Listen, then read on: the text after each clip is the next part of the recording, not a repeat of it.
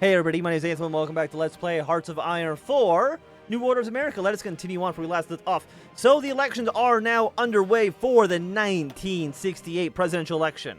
Currently, looks like the NPP is still set to win.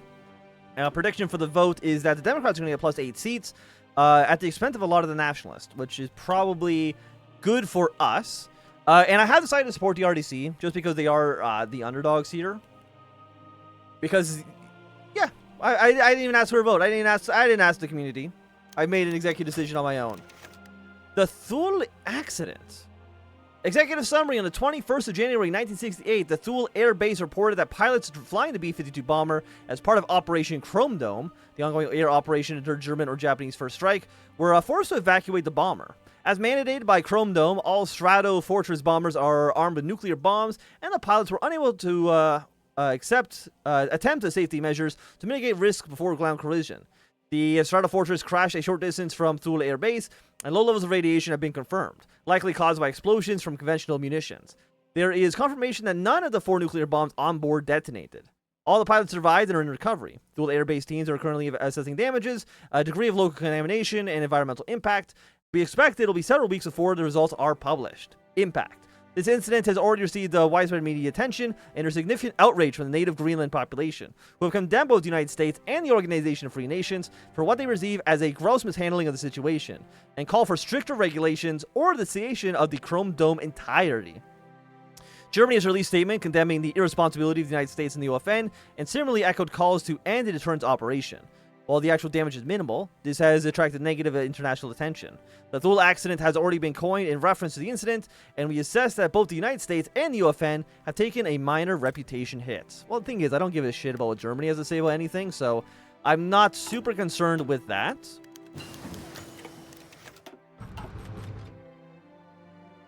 Okay, wait, what is it? The West Siberian Provisional Authority reaches out. It was the CIA who pressured the foreign ministry in accepting the obscure West Siberian Provisional Authority's abrupt offer to invite American diplomats to a conference in the capital city of Omsk. Foreign affairs have initially deemed to be too dangerous, especially considered that up until now, Omsk and its surrounding territory have been an informational black hole. This, more than anything, is what led the CIA pressure to attend. A few CIA agents, disguised as bodyguards, attempted to attend the conference, and with curious diplomats last week, and reported that the situation in Omsk appeared surprisingly normal. The government had clearly done hasty work to beautify the city center and refurbish an old hotel for diplomatic use. But such a thing was hardly out of the ordinary when American officials visited developing nations. Truthfully, most were impressed with how well the local government had patched over the cracks of war and decay, and found it to be an excellent sign of the government's effectiveness. The only dissenting opinion of this rather pleasant assessment was from an older agent, who insisted that there was something off about the people's smiles, something dead and rotten in their eyes. Regardless of its paranoia, the conference went rather well, with diplomats being well-fed, with local cuisine, and well-watered with vodka. They were even given the honor to meet with the ever-busy Dmitry Yazov, who the diplomats found to be a very impressive figure. They assure us that while he wasn't democratically elected, he seems to be developmentally authoritarian, using his unchecked executive power to turn his backwater region into a better, to transition to democracy. The West Siberian request was hardly expected. They immediately wished for OFN recognition of their government as a sovereign state. Well, the thing is, I'm going to say no to that one. There's something black brewing in the heart of Omsk. And we're already backing the Far East. You think I'm trusting Omsk? From my understanding, they are basically like they want to nuke the world. Someone correct me if I'm wrong on that, but I do not trust them. Sure, we'll go for consumer goods, get that going. Sounds good to me. Foreign policy, can't really do too much with you, at least not yet. Anything we do on the home front? No. But now that you have been demobilized, decolonized, we should see you two begin these as well. Now again, it's unfortunate they will not join the OFN directly, but I mean, having them just be, member states, they're going to set up the transitional government, so we're looking at about 2 months until Angola has been dealt with. And then the Congo, I mean, it might take a little bit longer because they have some more focuses they still got to do, but Japan has recognized the Omsk government. That is not a major surprise because Japan has bad, they have bad political instincts. Republic of Wallonia has defeated Socialist Republic on the Niger River. Excellent. That's going to be good for us. That's once again denounce Japanese imperialism, make the MPP a little bit more popular. Can't do anything with you. I feel like our political power is pretty low right now, which is a bit of a shame. Radar stations are looking good. Air bases are probably fine. Anti-air is good. I mean, I'm sure that's good as well. I mean, what do I want? You know, let's just build some fuel silos. But just for the hell of it. I don't know if we're really going to ever actually use them in any meaningful way, but you know what? Why not? Why not? Let's get those bad boys going. How are you guys looking? I mean, a lot of small encirclements. If it's just all of you against Cameroon directly, you should have more than enough to win. And currently, again, secure the Gulf of Guinea is in our favor. PLF will retain its supply lines, so the government will decrease. When completed, sphere aid to the PLFN will be made significantly more difficult. So you should win this. Siberia's declared war on Nuremberg and the Ural League. That is okay. And again, as long as our preferred Russian state wins the war, that's all I care about. How many troops do you guys have? 13 to 28. Oh, you actually have way less than I was hoping. So you're aligned with Japan.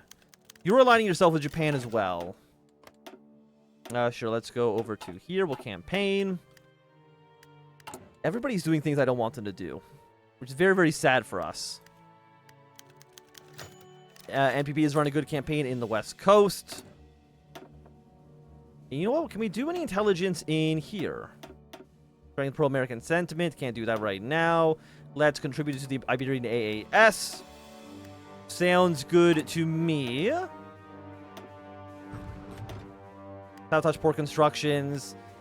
Yes, do that, please and thank you. We're harassing convoys, and this is going to be done in 10 more days. Okay. A racist prison system.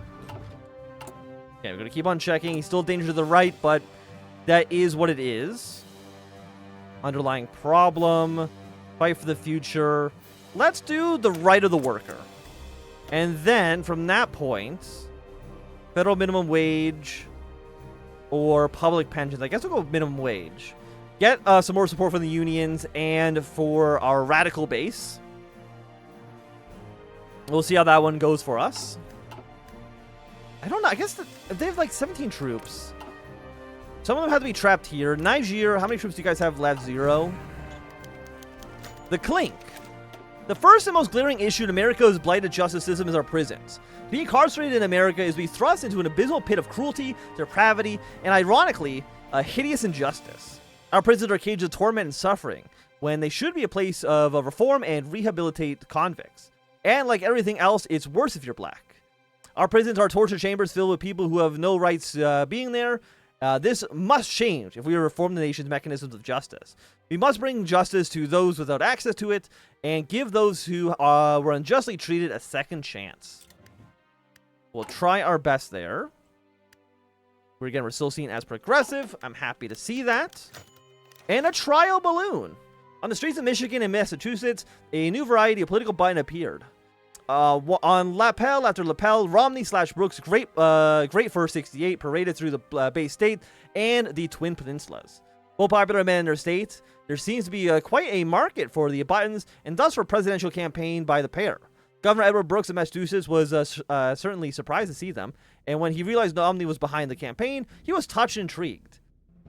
They would be a historic pair if elected. Edward Brooke, the first black governor of Massachusetts, would become the first black vice president, and George Romney would be the first Mormon president of the nation, and had only recently had its first Catholic executive. Segregationists, racists, and bigots would view it as proof positive of the nation's decline. Americans more broadly, however, would recognize it as America's promise for a future of freedom and an opportunity for all being proven at least a little bit more true. And so Edward Brooke allowed himself to dream a little. He imagined America where he, having come so far in spite of so much already, would be able to climb another rung of the ladder of American society. He thought of the good he could do, the example he would set for black Americans around the country, how it would be a small but important repetition of America's founding and original sin. Unfortunately, Brooks' hope was dashed. The buttons vanished, and no call for Romney about about a run came. Brooke learned about Romney's campaign collapsing due to financial issues from the newspaper. In 1968, it seemed it would not be Romney's year as Philip Hart and Barry Goldwater had swept up all the support from their sides of the political aisle, leaving none for the centrist Romney. History missed. Okay, again, we don't have to worry about you so much. This is getting closed off.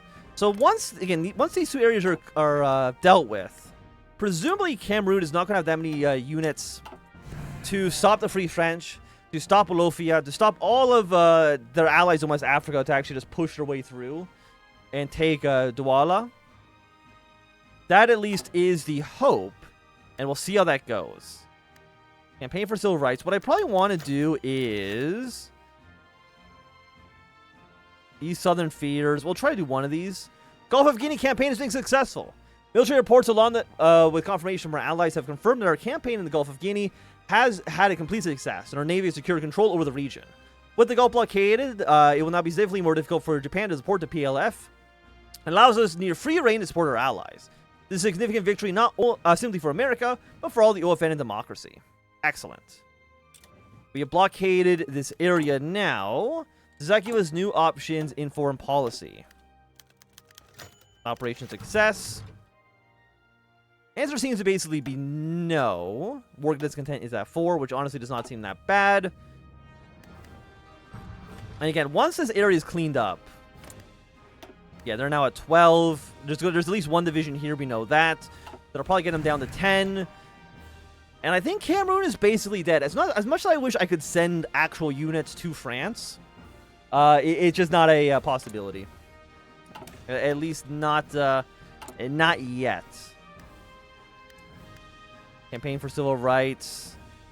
Fight for schools. I think we're okay for now. Anything we want to do over here? We can get a few more to get our way onto Tokyo.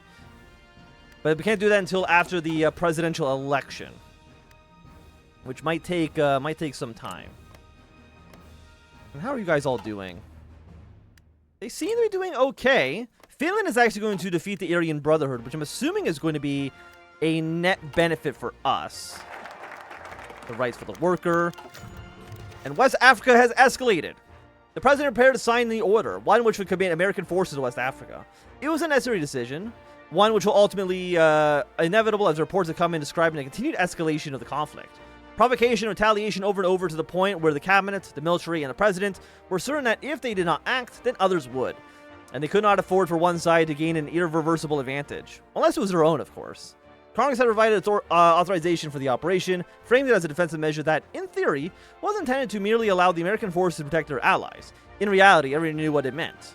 It was a dedicated intervention, and one that the president hoped that the majority of the public would be prepared to support. No one wanted to think of what would happen if victory wasn't achieved relatively quickly, or a public backlash was swift. There was another element which needed to be considered as well, namely how the Japanese would respond.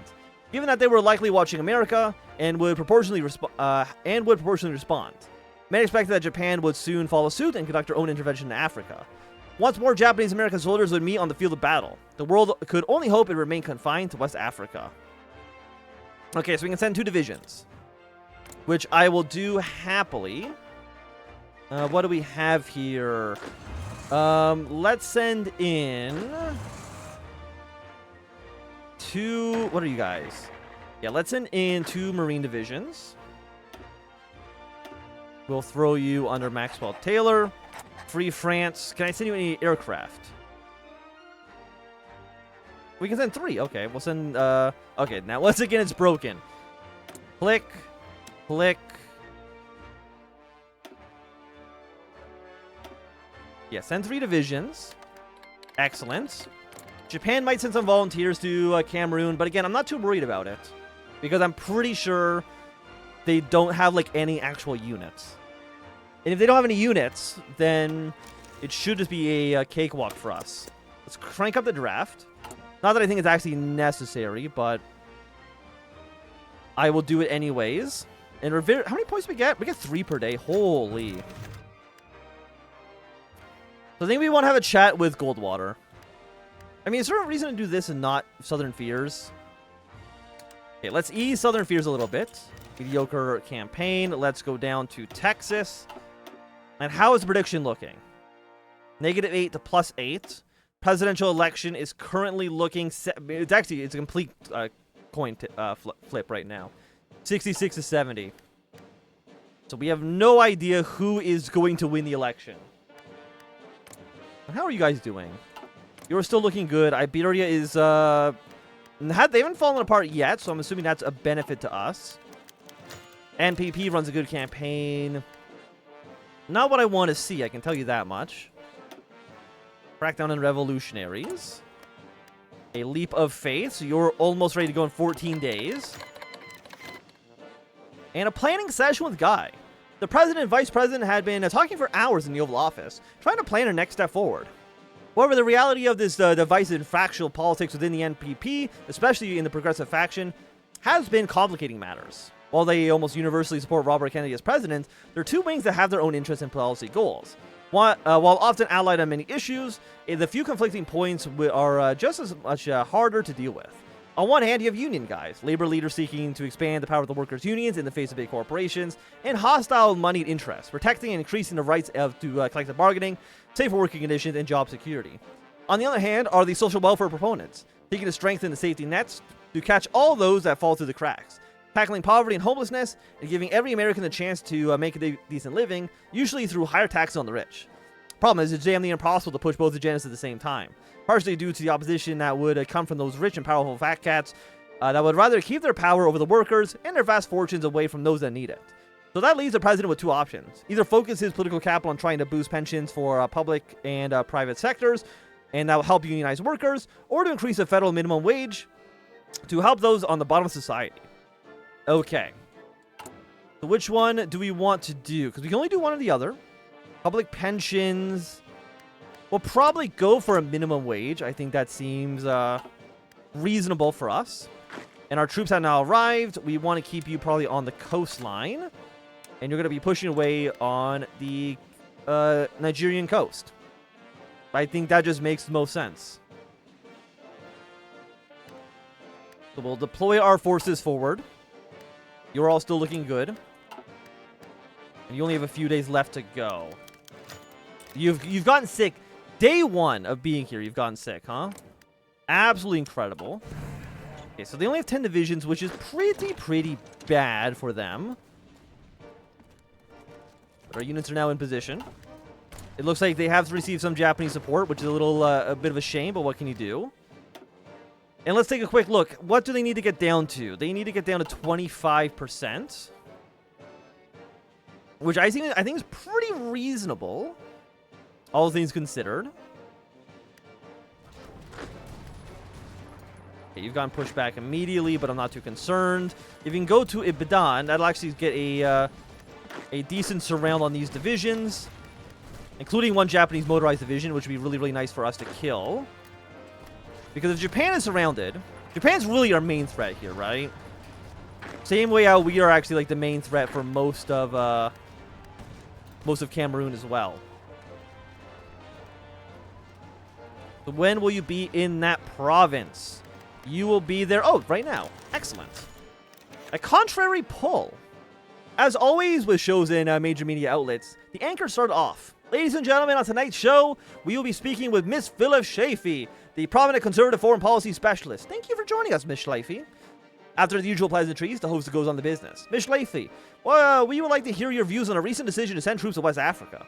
Chafee was poised, pleasant, and sure in her convictions. The showrunner would later recall. Her reply came quickly and bluntly. I'd be honest with you. I fail to see any possible reason for the United States to involve itself in some piddling little conflict between socialists, exiled Frenchmen, and unorganized African tribes. They gain us nothing in return. What exactly does America lose if the Japanese tie themselves up to some feckless communist? The host was mildly surprised. Surely there's some merit to preventing Japanese incursion into any region of the world. Surely General de Gaulle has some legitimacy in resisting the Pan-Africanist onslaught. But the guest did not back down, retorting, No, there is no merit to that. Certainly not in comparison to preventing domestic fascist and communist incursions. Furthermore, there's no reason whatsoever that American boys should give up their lives for Charles de Gaulle's restorationist fantasies. Absolutely not. Well, unfortunately, the American boys are already on their way, so... And I don't think we're going to lose that many troops. Salazar has died in Iberia. Yeah, we want you to kind of move your way down there. OFN has given Angola its independence. Excellent. We love to see it. Oh, they actually get to remain a member of us as well. Unlike those stinky guys in East Africa who decided to go independent, Angola has decided to play ball, which I'm happy to see. So now it's just the Congo. And I mean, the American way. 30 days left. Let's just say we're very, very happy to see it. And how are you? You're still seen as a danger to the right, straddling the balance. Campaign where we haven't. Let's invest in administration. Okay. Liberty for all and all for liberty. Protests have erupted in universities across the country after President Kennedy signed the Social Equity and Conscription Act this morning. The students are furious that the act has abolished educational deferments and fear of being called up to fight in yet another unpopular foreign war. The National Guard has been deployed to many campuses to contain the protest. Upon signing the bill, Kennedy remarked, "I do empathize with the students voicing their dissent against our new legislation. I understand their fears of being dragged into a no-win war overseas. However, our military outlook involves tangible and realistic goals. Moreover, it is oriented towards the abolition of fascist oppression and the liberation of people around the world. Our students can rest assured that the next conflict, should one arise, will be righteous in aims and chivalrous in methods. Moreover, it will be a conflict where those of means will no longer be able to use their wealth to shrink their duties. And Americans of all walks of life will do their part for the cause of freedom." Okay, so you have no draft exemptions anymore. NPP is going to grow a little bit more unified. And with that, I think it's going to be a good time for us to end this episode. So if you enjoyed, thumbs up. Not enjoyed, click thumb down. If you want to see more, subscribe, and goodbye.